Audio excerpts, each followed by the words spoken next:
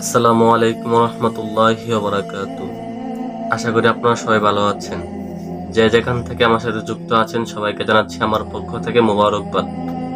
তো আজকে আমি আপনাদের সাথে আলোচনা করব আমাদের জীবনের 6টি গুরুত্বপূর্ণ জিনিস, যেগুলো জানা আমাদের প্রত্যেকের জীবনের জন্য জরুরি। নাম্বার 1, যখন আপনি একা থাকেন তখন নিজের চিন্তাকে নিয়ন্ত্রণ করেন।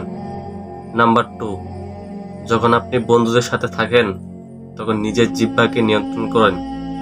নাম্বার 3, যখন আপনার অনেক রাগ হবে তখন আপনার উত্তেজনা নিয়ন্ত্রণ করেন।